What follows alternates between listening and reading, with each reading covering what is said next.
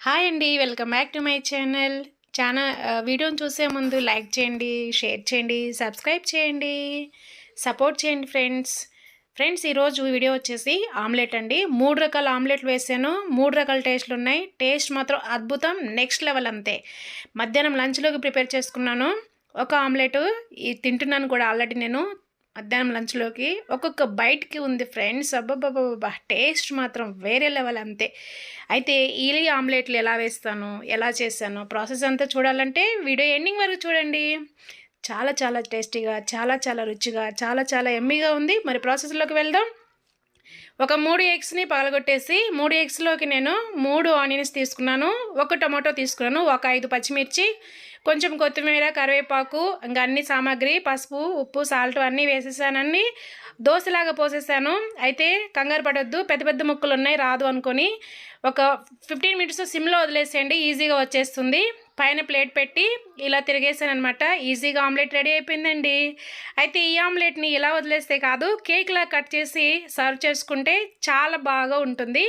ఒక బన్ లాగా ఉంటుంది, చూడగానే ఇది బన్ ఏమో అనుకుంటాము, అలా ఉంటుందన్నమాట. నేను కేక్లా కట్ చేస్తున్నాను చూడండి. ఫోల్డింగ్ కూడా 1 సైడ్ నుంచి నేను ఫోల్డ్ చేస్తున్నాను అనమాట.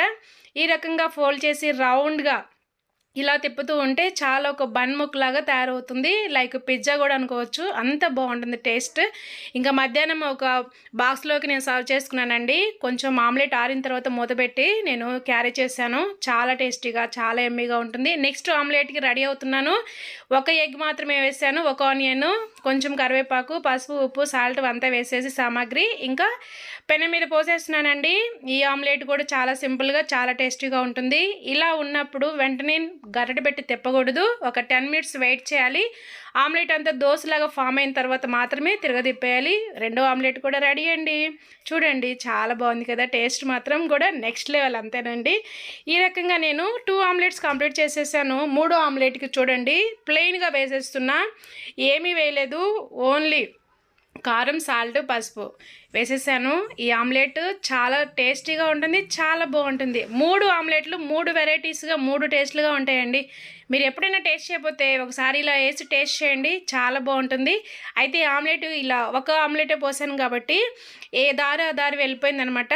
సో ఇంకా సర్వ్ చేసుకుందామా, ఉడికిపోయింది, తీసేసుకుందాం.